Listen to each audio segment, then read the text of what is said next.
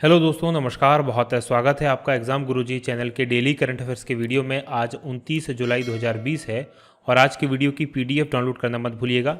ये पीडीएफ आपको हमारे टेलीग्राम चैनल से मिल जाएगी, जिसकी लिंक नीचे डिस्क्रिप्शन में दी गई है। उसके अलावा ये पीडीएफ आपको हमारी एप्लीकेशन एग्ज़ाम गुरुजी ऐप पर मिल जाएगी। गूगल प्ले स्टोर से इसको आप डाउनलोड कर सकते हैं। यहाँ आपको daily current affair, free test, NCERT books और बहुत सारी वीडियोस मिल जाएंगे। आगे बढ़ेंगे। ये हमारी एमपीपीएससी के लिए टेस्ट सीरीज उपलब्ध है। इसके अलावा एमपीपीएससी के लिए प्रिंटेड नोट्स उपलब्ध हैं और जिन लोगों ने अभी तक बुक नहीं किए वो बुक कर सकते हैं। 5 से 6 दिनों के अंदर हम आपके पास नोट्स पहुंचा देंगे, क्योंकि डेली नोट्स यहाँ से अब डिस्पैच होना प्रारंभ हो गया है। उसके अलावा हमारा कोर्स है और एमपी की जो भी जेल प्रेरी का एग्जाम आया है उसके लिए मध्य प्रदेश की सबसे बड़ी टेस्ट सीरीज, जिसमें 70 टेस्ट होंगे, 450 से ज़्यादा है 4,500 से ज़्यादा एमसीक्यूज होंगे। 349 रुपये में 15 अगस्त तक ऑफर में अवेलेबल है। अधिक जानकारी के लिए इस नंबर पर व्हाट्सअप कर सकते हैं। आगे बढ़ेंगे, बात करेंगे थॉट ऑफ द डे की। जो आज का हमारा मोटिवेशनल पावरफुल थॉट है कि जिंदगी का रास्ता बना बनाया नहीं मिलता है। कभी भी ऐसा नहीं होता कि आपके लिए कोई आए रास्ता बना जाए और आप उस पर चलो और आपको सफलता मिल जाए। जिंदगी का रास्ता कभी भी ऐसा आपको बना बनाया नहीं मिलेगा। आपने खुद ने अपना रास्ता बनाना है और जो रास्ता आप बनाएंगे वैसी ही मंजिल आपको मिलेगी। अगर आपने अपना रास्ता मेहनत से, ईमानदारी से, खूब परिश्रम करके बनाया है तो यकीन मानिएगा आपकी जो मंजिल होगी बहुत ही शानदार होगी। वहीं अगर आपने अपनी जो रास्ता है बड़ी मक्कारी से बनाया है तो जो आपकी मंजिल होगी वो उतनी ही सड़ी हुई होगी।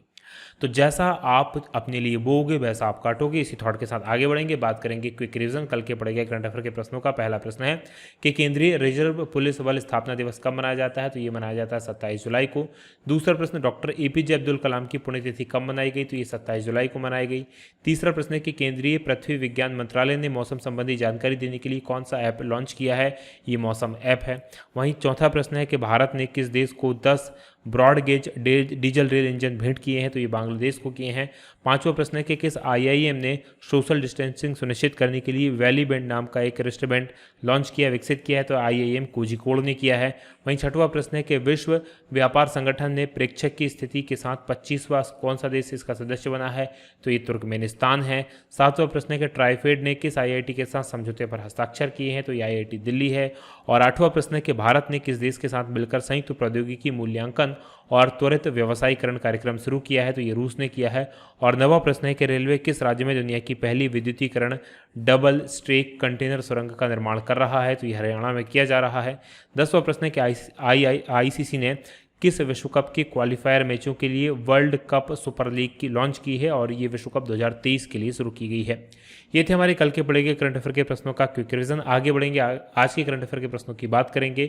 और आज के करंट अफेयर का पहला प्रश्न है कि किसने नई दिल्ली में बाघों की गणना पर एक विस्तृत रिपोर्ट जारी की है? और ये रिपोर्ट जारी की गई है केंद्रीय पर्यावरण मंत्री प्रकाश जावड़ेकर जी के द्वारा, यानी कि डी ऑप्शन प्रश्न का सही उत्तर है। डिटेल लिख लीजिए क्या है।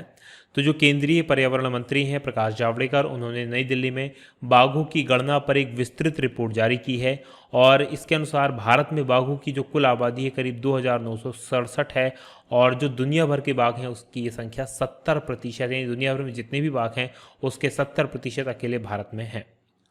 ये जो बाघ गणना थी 2018 की बाघ गणना के आंकड़े थे और इसने एक और विश्व कीर्तिमान बनाया है कि विश्व में कैमरे के सबसे विशाल जाल बिछाकर वन्य जीवों के संरक्षण के लिए इसको गिनीज बुक में भी शामिल किया गया है। उसके अलावा मानवों और जानवर के बीच टकराव जो होता है उसकी वजह से कई बार जानवरों की जान चली जाती है, उनको अपनी जान से हाथ धोना पड़ता है। तो इसी चुनौतियों से निपटने के लिए जंगल में ही जानवरों को पानी और चारा उपलब्ध हो जाए, उसके लिए भी योजना बनाई जा रही है। उसके अलावा अब जो तकनीक जो सर्वेक्षण होगा उस सर्वेक्षण के लिए LIDAR यानी कि लिडार तकनीक का उपयोग किया जाएगा। आगे बढ़ेंगे, बात दूसरे प्रश्न की होगी कि विश्व हेपेटाइटिस दिवस कब मनाया जाता है? तो विश्व हेपेटाइटिस दिवस जो मनाया जाता है वो 28 जुलाई को मनाया जाता है, यानी कि सी ऑप्शन प्रश्न का सही उत्तर है। डिटेल लिख लीजिए क्या है। तो विश्व स्वास्थ्य संगठन के द्वारा हर साल 28 जुलाई को विश्व हेपेटाइटिस दिवस के रूप में मनाया जाता है और इसलिए मनाया जाता है कि हेपेटाइटिस जो रोग है उसके बारे में लोगों को ज़्यादा से ज़्यादा जागरूक किया जा सके। इस बार की जो थीम है वो है हेपेटाइटिस फ्री फ्यूचर और इसमें माँ और नवजात शिशुओं को हेपेटाइटिस बी को रोकने पर केंद्रित है। अब आपको ये याद रखना है कि हेपेटाइटिस वायरस 5 प्रकार के होते हैं, hepatitis A, B, C, D और ई।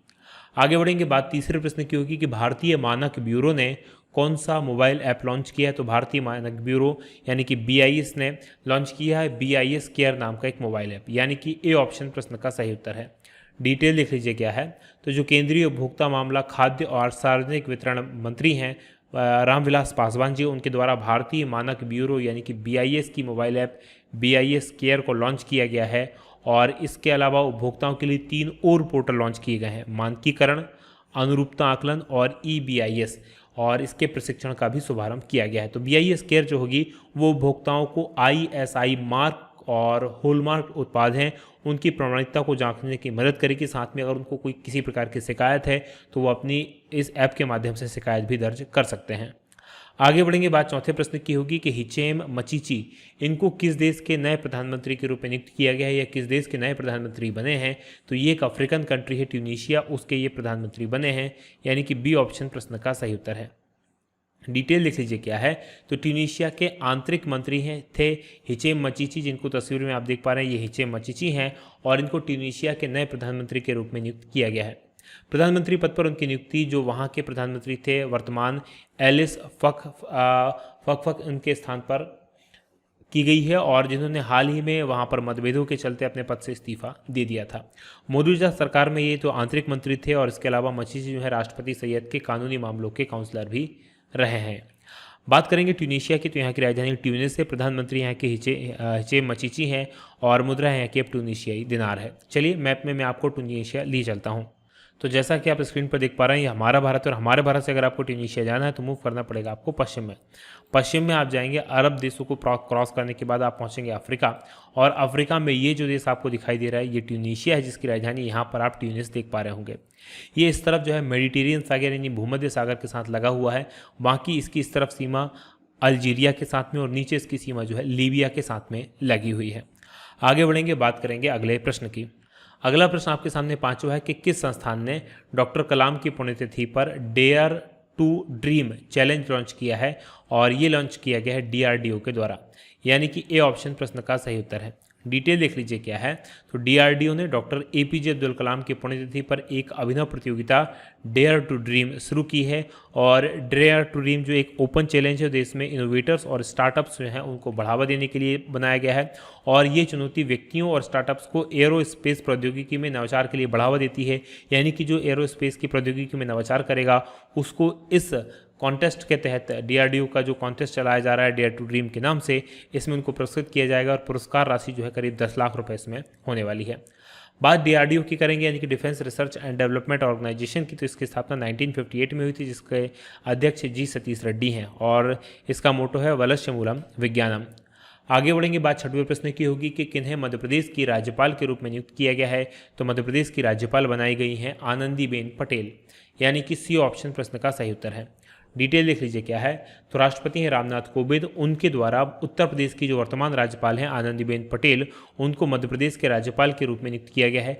अभी तक आनंदीबेन पटेल के पास मध्य प्रदेश का जो है अतिरिक्त प्रभार था, क्योंकि इससे पहले जो लालजी टंडन थे मध्य प्रदेश के राज्यपाल, उनकी मृत्यु हो गई, और मृत्यु से पहले जब वो बीमार थे तो आनंदीबेन पटेल के पास इसका मध्य प्रदेश का आर्थिक प्रभार था। अब यहाँ की ये क्या बन गई है, पूरी तरह से राज्यपाल बन गई हैं उत्तर प्रदेश की भी और मध्य प्रदेश की। तो ये आपको याद रखना चाहिए कि पूर्व सांसद और राज्यपाल लालजी टंडन, इनका हाल ही में निधन हो गया है।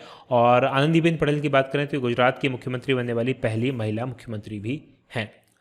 आगे बढ़ेंगे, बात मध्य प्रदेश की करेंगे, तो मैप में देख लीजिए ये मध्य प्रदेश है। यहाँ की जो गठन हुआ था 1 नवंबर 1956 को हुआ था, राजधानी भोपाल है, मुख्यमंत्री शिवराज सिंह चौहान है, बीजेपी की सरकार है, और यहाँ की राज्यपाल आनंदीबेन पटेल हैं। लोकसभा की यहाँ पर 29 सीटें हैं, राज्यसभा की 11 सीटें, विधानसभा की 230 सीटें हैं। प्रमुख नेशनल पार्क्स की बात करें तो कान्हा किसली है, बांधवगढ़ है, पन्ना है, पेंच है, संजय है और सतपुड़ा है। वहीं प्रमुख बांधों में इंदिरा सागर बांध है जो कि नर्मदा नदी पर बना हुआ है, और गांधी सागर बांध है जो कि चंबल नदी पर बना है। आगे बढ़ेंगे, बात 7वें प्रश्न की होगी कि किसने the India way strategies for an uncertain world इस पुस्तक का लेखन किया है। तो इस पुस्तक के लेखक हैं वर्तमान के विदेश मंत्री डॉक्टर एस जयशंकर, यानी कि डी ऑप्शन प्रश्न का सही उत्तर है। डिटेल देख लीजिए क्या है।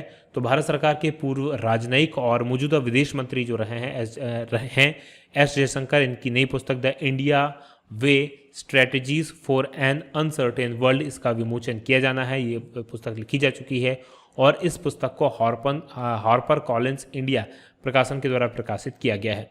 इस पुस्तक में उन्होंने भारत की जो विदेश नीति रही है उसको अतीत में 3 बड़ी गलतियां बताई हैं। पहली गलती इनके अनुसार है 1947 का विभाजन, दूसरा जो आर्थिक सुधार 1991 में लाए गए उनको लाने में देरी करना, और तीसरा परमाणु विकल्प संबंधी कार्यावत का लंबा होना। आगे बढ़ेंगे, बात करेंगे अब हम 8वें प्रश्न की कि IRCTC ने किसके साथ रुपे प्लेटफॉर्म पर सह ब्रांडेड संपर्क रहित क्रेडिट कार्ड लॉन्च किया है, और ये कार्ड लॉन्च किया गया SBI कार्ड के साथ मिलकर, यानी कि ए ऑप्शन प्रश्न का सही उत्तर है। डिटेल लिख लीजिए क्या है। तो जो रेल और वाणिज्य उद्योग मंत्री हैं पीयूष गोयल, उन्होंने IRCTC और SBI कार्ड ने मिलकर रुपे प्लेटफॉर्म का अपना नया सह ब्रांड संपर्क रहित क्रेडिट कार्ड लॉन्च किया, और ये जो नया कार्ड है ये क्रेडिट कार्ड में नियर फील्ड कम्युनिकेशन यानी कि NFC तकनीक से ये लेस है, और इसके द्वारा उपयोगकर्ताओं को POS, वो मशीन जिसमें आप कार्ड स्वाइप करते हैं पेमेंट देने के लिए, तो उस मशीनों पर आप कार्ड को सिर्फ टैप कर देना पड़ेगा और उसी के लिए लेन देन की प्रक्रिया हो जाएगी, यानी इसको आप स्वाइप करने की ज़रूरत नहीं पड़ेगी, यानी कि ये कॉन्टैक्टलेस रहेगा। आगे बढ़ेंगे, बात करेंगे SBI की। तो इसकी स्थापना 1 जुलाई 1955 को हुई थी, जिसका मुख्यालय मुंबई में है और अध्यक्ष वर्तमान में रजनीश कुमार हैं। 9वें प्रश्न की बात करेंगे कि हाल ही में किस 2 बार ऑस्कर फिल्म पुरस्कार विजेता अभिनेत्री का, हॉलीवुड अभिनेत्री थी, इनका निधन हो गया। तो इनका नाम था ओलिविया डी हैविलैंड, यानी कि सी ऑप्शन प्रश्न का सही उत्तर है। डिटेल लिख लीजिए क्या है। तो हॉलीवुड अभिनेत्री और 2 बार ऑस्कर पुरस्कार विजेता रही ओलिविया डी हैविलैंड, इनका 26 जुलाई को पेरिस में निधन हो गया। 104 वर्ष की थी, यानी कि काफ़ी लंबी इनकी एज थी, और इनको 1946 में फिल्म आई थी टू ईच हिज ऑन, इसके लिए 1949 में द हैरिस के लिए ऑस्कर पुरस्कार जीता है। तो यानी 2 फिल्मों के लिए 2 बार ये ऑस्कर पुरस्कार जीत चुकी हैं। और हैविलैंड ने Captain Blood, the Adventures of Robin Hood, Gone with the Wind, the Snake Pit, the Heiress, इस प्रकार की फिल्मों में अभिनय किया है। बात करेंगे 10वें प्रश्न की कि बॉलीवुड के पुराने ज़माने की किस प्रसिद्ध अभिनेत्री का मुंबई में निधन हो गया है, और इनका नाम था कुमकुम, यानी कि डी ऑप्शन प्रश्न का सही उत्तर है। डिटेल लिख लीजिए क्या है। तो बीते ज़माने की मशहूर अभिनेत्री कुमकुम, इनका 28 जुलाई को मुंबई में निधन हो गया है, और इनका असली नाम था जेबुन्निसा, और ये 86 वर्ष की थी। इन्होंने 100 से अधिक फिल्मों में काम किया था। कभी यार कभी पार, मेरे महबूब, कयामत होगी, और मधुबन में राधिका नाचे रे, ये है मुंबई मेरी जान, इस प्रकार के लोकप्रिय गीत जो हैं वो इन्हीं पर फिल्माए गए होंगे। आप में से बहुत सारे गीतों को आपने सुना भी होगा। ये था आज का हमारा पूरा करंट अफेयर का वीडियो। अब बात करेंगे कल के सवाल की। कल मैंने आपसे प्रश्न पूछा था कि मध्य प्रदेश के राज्यपाल लालजी टंडन का निधन, किस प्रदेश के राज्यपाल लालजी टंडन का निधन हो गया। तो ये मध्य प्रदेश के राज्यपाल थे, यानी कि सी ऑप्शन सही है।